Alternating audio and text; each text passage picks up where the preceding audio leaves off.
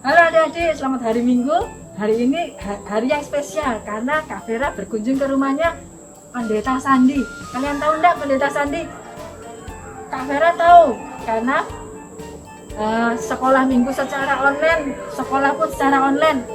Banyak anak-anak yang mulai tidak bersemangat untuk mengikuti sekolah minggu secara online.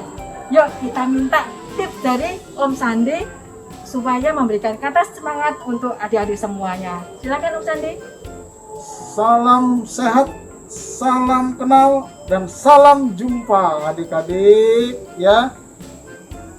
Nama saya Kak Sandi, panggil Kak Sandi ya. Pengalaman yang paling indah salah satu dalam hidupnya Kak Sandi adalah waktu bisa sekolah minggu. Wah seru. Bisa belajar sama teman, bisa belajar ada guru-guru yang setia, bisa belajar sambil bermain sambil belajar, dan asiknya adalah kita bisa belajar nyanyi, kita juga bisa belajar apa? Belajar bermain, kita juga bisa belajar apa? Belajar Alkitab. Wah seru. Salah satu pengalaman terindah dalam hidup Kak Sandi adalah pada saat Kak Sandi bisa sekolah minggu, Kak Vera. Oh, tapi sekarang kan sekolah minggunya secara online Kak Sandi. Oh, nggak ada alasan. Sekarang malah teman-teman, adik-adik bisa belajar lebih seru lagi. Karena apa? Karena guru-guru sekolah minggu kita juga sedang mengusahakan bagaimana walaupun online tapi asik. Tuh, berarti kalau aku sudah males-malesan, nggak mau video sekolah minggu tuh gampang, lihat aja di YouTube. Terus kayak nonton film di YouTube, kalau bosen tinggal aja gitu, kayak gitu. Gini caranya, kita juga harus punya teman. Satu teman kelas, kita bisa lebih dekat, saling ingatkan. Oh, Dan gitu ya. yang lain adalah kita bisa kasih masukan sama guru-guru. Kak, tolong dong, gini loh, kalau nyanyi lagu yang seperti ini. Kak, kalau nyanyi seperti ini, ngomong aja sama guru. Karena anak-anak sekarang, adik-adik sekarang kan lebih kreatif. Nah, tolong kasih tahu sama guru-guru supaya guru-guru juga dapat masukan gimana asiknya kelas itu, gitu loh Kak Vera. Oh, oke. Berarti nanti kakak-kakak sekolah minggunya harus terima ya masukan kalau Oh, memang iya. baik untuk kemajuan sekolah minggu kita. Iya, dan ingat guru-guru itu temannya adik-adik loh. Betul Kak Sandi. Mereka itu bisa kalau misalnya lagi susah, lagi ingin didoakan, ngomong aja sama Kak Vera, ngomong sama guru-guru yang lain. Mereka ini adalah teman bagi adik-adik sekalian. Ya. Kalau gitu, adik-adik, karena kita sudah mendapat kata-kata yang menyemangati hidup kita selama pandemi ini, Kak Sandi minta tolong dong, kita mau pembukaan untuk ibadah sekolah Oke. minggu. Kita minta Kak Sandi berdoa sekalian ya. Oke, mari kita berdoa adik-adik. Ayo, sekarang arahkan tangan kananmu ya. Ya. Mari kita berdoa. Tuhan Yesus, kami memang tidak bisa bertemu tatap muka. Tapi kami bisa bertemu melalui sekolah minggu online ini. Kami percaya Tuhan, Engkau ada di dalam hati kami. Engkau ada di dalam kehidupan setiap kami. Dan Engkaulah Tuhan yang menyatukan kami. Engkau adalah teman kami yang setia. Dan kami percaya, guru-guru kami, semua teman kami di kelas juga adalah teman kami. Betapa senangnya hati kami ketika kami belajar bersama teman-teman. Dan teman-teman belajar bersama dengan kami. Oleh karena itu ya Tuhan, kami ingin mulai sekolah minggu ini, hari ini, dengan hati yang bersemangat dan bersuka cita. Karena kami belajar bersama dengan teman-teman, dan Tuhan Yesus adalah teman kami yang setia. Terima kasih ya Tuhan.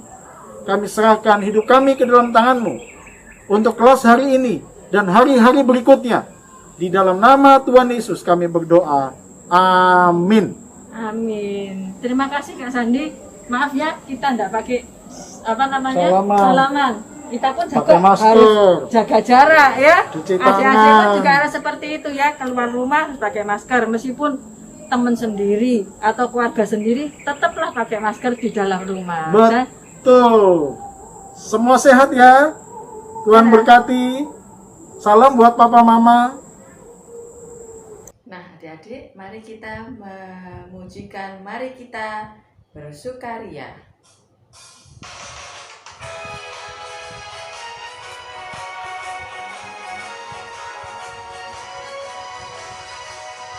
Mari kita bersukaria, karena ini hari bahagia. Kita berkumpul jadi satu, puji Tuhan semesta itu. Haleluya, berkitaran akan berseri. Hilangkanlah hati yang sedih. Bukankah Yesus berkata damai yang diberikan kita? Mari kita bersukaria. Mari kita bersukaria, karena ini hari bahagia.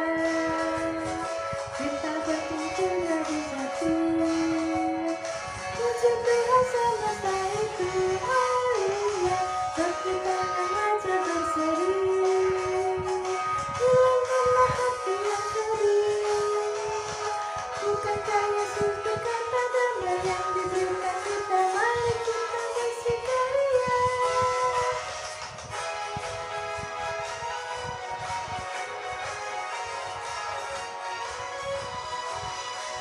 Adik-adik, kalau mengingat bagaimana besarnya kasih Allah kepada kita, sudah sepantasnya kita memberikan pujian yang terbaik, hormat mendengar firman-Nya dengan sungguh-sungguh, dan taat melakukan firman Tuhan dalam kehidupan sehari-hari. Dan kita mau memujikan sebuah pujian, sebab Kau besar. Dan hormat, ku angkat suara pujian, ku agungkan nama-Mu, ku beri kemuliaan. Dan hormat, ku angkat suara pujian, ku agungkan nama-Mu, sebab Kau besar, perbuatan-Mu ajaib, tiada seperti Engkau, tiada seperti Engkau, sebab Kau besar, perbuatan-Mu ajaib, tiada seperti Engkau, tiada seperti Engkau. Nah, adik-adik, kita akan memberikan persembahan sebagai bukti bahwa ucapan syukur kita bahwa Tuhan sudah memelihara kita dalam kehidupan kita sehari-hari. Bawa persembahanku. Bawa persembahanmu dalam rumah Tuhan dengan rendah hati, jangan menjemu. Bawa persembahanmu, bawa dengan suka, bawa persembahanmu karena sukacitamu, bawa persembahanmu, ucaplah syukur. Mari kita berdoa. Tuhan Yesus, terima kasih untuk persembahan yang masih boleh kami persembahkan buat Tuhan Yesus. Berkati Papa dan Mama dalam pekerjaannya, berkati gereja dalam mengelola persembahan kami. Sebentar kami mau mendengar firman-Mu, biarlah Tuhan pakai kami untuk duduk manis dan mendengar firman-Mu dengan baik. Berikan kami hikmat, boleh mendengar firman Tuhan dan mengerti firman Tuhan. Dalam nama Tuhan Yesus kami berdoa dan mengucap syukur. Amin. Nah, sebelum kita mendengar firman Tuhan, kita akan memujikan sebuah pujian. Ku siapkan hatiku Tuhan untuk mendengar firman-Mu.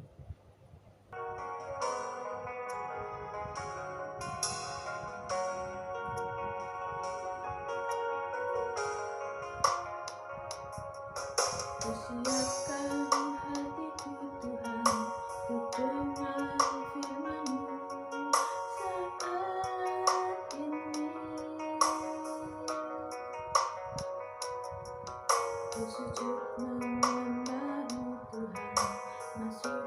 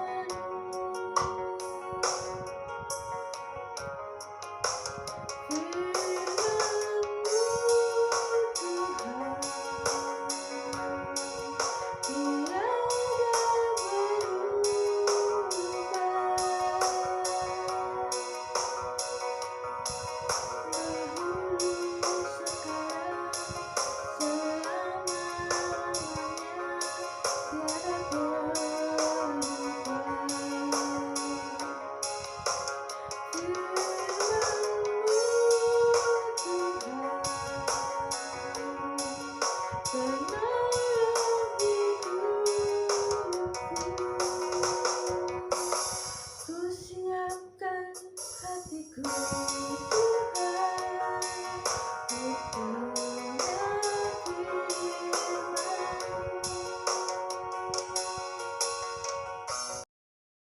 adik-adik, ini pertama kalinya Kak Adi menceritakan tentang firman Tuhan. Adik-adik, kalian masih ingat tentang bangsa Israel saat mereka tinggal di Mesir? Di negeri itu mereka dijadikan budak dan sangat menderita. Tetapi Allah membebaskan mereka dari perbudakan itu dan menjanjikan sebuah negeri untuk mereka diami. Nama negeri itu adalah Kanaan. Nah, hari ini kita mendengarkan firman Tuhan tentang bagaimana bangsa Israel bersiap-siap memasuki negeri Kanaan. Ayat hafalan kali ini diambil dari Yosua 1 ayat 9. Kalian tentu bisa membayangkan bagaimana gembiranya bangsa Israel saat mereka akan memasuki negeri Kanaan yang disebut negeri perjanjian itu. Mereka akan tinggal tetap di situ dan tidak berpindah-pindah terus seperti saat mereka di padang gurun. Oh ya, Musa yang telah memimpin mereka melewati padang gurun sudah meninggal dunia ya, dan penggantinya adalah Yosua. Halo Yosua. Yosua adalah hamba atau pelayan Musa. Walau ia menjadi hamba Musa sejak masih muda, tetapi ia telah bersama Musa selama 40 tahun. Jadi Yosua pemimpin baru bangsa Israel juga sudah mulai tua. Pada suatu hari Yosua berjalan mengelilingi perkemahan bangsa Israel. Ia melihat ada sungai Yordan. Air sungai itu sangat deras mengalir. Ia juga melihat kota Yeriko yang memiliki tembok yang sangat kokoh dan tebal untuk melindungi penduduknya. Bagaimana kami bisa melewati sungai ini? Bagaimana kami bisa mengalahkan kota Yeriko? Yosua terus berpikir dan bertanya dalam hatinya. Tetapi tiba-tiba ia mendengar suara, Yosua, Yosua. Itu suara Tuhan.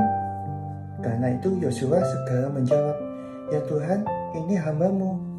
Tuhan berfirman kepada Yosua dan berjanji untuk menyertainya dan membuatnya berhasil. Tuhan hanya meminta satu hal, yaitu agar Yosua selalu taat kepada setiap perintah yang Tuhan berikan. Engkau akan berhasil seperti Musa, hamba-Ku, jika engkau menaati perintah-perintahku. Begitulah firman Tuhan. Hati Yosua menjadi lega. Ia tenang karena ia percaya bahwa Tuhan akan terus menyertainya dan membuatnya berhasil. Yosua juga mengingat dengan sungguh-sungguh dan selalu taat kepada perintah-perintah Allah. Yosua kemudian mengirim 2 orang pengintai untuk menyelidiki keadaan kota Yeriko. Ini adalah tugas sangat berbahaya. Kedua pengintai itu berhasil masuk ke kota Yeriko, tetapi beberapa orang di kota itu mengenali bahwa mereka itu adalah pengintai. Lalu bagaimana? Apa mereka ditangkap? Kedua pengintai itu kemudian masuk ke rumah seorang perempuan yang bernama Rahab dan meminta agar mereka disembunyikan. Apakah Rahab mau? Ya, ia mau menolong kedua pengintai itu. Rahab mau menolong mereka karena ia tahu siapa Allah yang mereka percayai. Rahab sudah mendengar bahwa Allah orang Israel berjanji akan memberikan tanah Kanaan kepada bangsa Israel. Aku akan menolong kalian, kata Rahab. Tetapi ia tidak lupa berkata, sekarang berjanjilah kepadaku. Ketika kalian masuk dan mengambil kota ini, jangan lupakan aku dan keluargaku. Orang-orang yang hendak menangkap kedua pengintai itu tidak berhasil menemukan mereka. Lalu sesudah mereka pulang, Rahab menurunkan mereka dengan seutas tali berwarna merah dari jendela rumahnya yang menghadap bagian luar tembok kota. Pada akhirnya kedua pengintai itu tiba di perkemahan mereka dan bertemu Yosua. Hati Yosua menjadi sangat lega. Ia percaya semua itu terjadi karena Tuhan yang melindungi dan menyertai kedua pengintai itu hingga kembali dengan selamat. Jadi, tapi masalah sampai di sini belum selesai. Masih ada sungai Yordan yang arusnya sangat deras. Bagaimana kami bisa menyeberanginya? Pikir Yosua. Lalu ia memerintahkan bangsa Israel bersiap-siap untuk menyeberang. Mereka mengemas barang-barang mereka, membongkar kemah mereka. Yosua juga menyuruh mereka berbaris menurut suku mereka masing-masing. Adik-adik, kalian ingat ada berapa suku di Israel? Ya, ada 12. Dan yang sangat penting, mereka juga membawa tabut perjanjian di bagian tengah dari barisan mereka. Itu adalah tanda bahwa Tuhan selalu hadir di tengah-tengah mereka dan mau menolong mereka. Hanya pada hari itu, imam-imam yang membawa tabut Allah berjalan paling depan, yang lain mengikuti kira-kira 1 kilometer di belakang. Ya, sungai Yordan saat itu deras arusnya dan airnya meluap sampai ke tepian. Tetapi apa yang terjadi ketika imam-imam itu masuk ke dalam air? Tiba-tiba arus sungai itu berhenti, dasar sungai itu menjadi kering. Luar biasa. Keajaiban ini pernah terjadi kepada bangsa Israel saat mereka menyeberangi Laut Merah. Ya, Tuhan selalu menolong umatnya. Lalu Yosua menyuruh setiap suku untuk mengambil sebuah batu dari tengah-tengah sungai yang mereka lewati. Untuk apa? Setelah mereka tiba di seberang, yaitu tanah yang dijanjikan Tuhan menjadi milik mereka, batu itu akan disusun menjadi tugu peringatan. Itulah kata Yosua. Biarlah tugu ini menjadi pengingat tentang Allah menepati janjinya setelah bangsa Israel menyeberangi sungai Yordan dengan ajaib, karena tanah dan sungai itu menjadi kering dan bisa dilalui dengan mudah. Cerita Alkitab kita hari ini memberitakan betapa berkuasanya Tuhan kita, tetapi bukan hanya itu. Tuhan kita adalah Tuhan yang setia menepati setiap janjinya. Tuhan akan memberikan itu kepada umatnya dengan satu syarat, yaitu mereka mau menaati perintah-perintah Tuhan. Tuhan yang dipercayai bangsa Israel adalah juga Tuhan kita. Mari sekarang kita memuji Tuhan karena Ia adalah Allah yang berkuasa, Allah yang kekal, Allah yang ajaib. Nah adik-adik, setelah mendengar firman Tuhan, kita akan memujikan sebuah pujian Allah kita heran dan besar.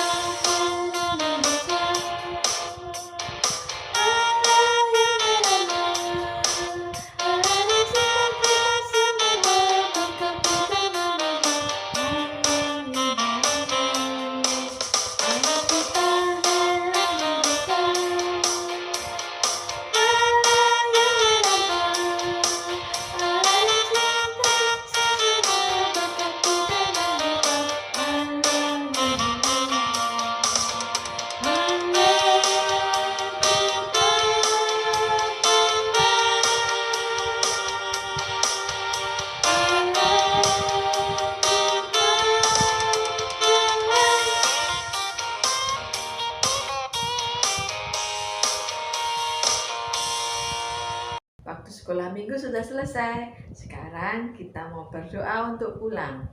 Ya, Tuhan Yesus, terima kasih untuk firman Tuhan pada hari ini. Biarlah firman Tuhan menguatkan hidup kami. Biar kami dengan mulut kami memuji-Mu Tuhan. Dan biarlah dengan tangan kami mau memuliakan Tuhan. Dan dengan kaki kami memberitakan firman Tuhan. Tuhan, tolong kami dalam taat melakukan dalam kehidupan kami sehari-hari sebagai anak-anak Tuhan. Kami mau serahkan waktu selanjutnya ke dalam tangan Tuhan. Biarlah Tuhan tetap jaga kesehatan kami dan Tuhan tetap melindungi kami dimanapun kami berada. Dalam nama Tuhan Yesus kami berdoa dan mengucap syukur. Amin. Selamat hari Minggu, Tuhan Yesus memberkati. Bye-bye.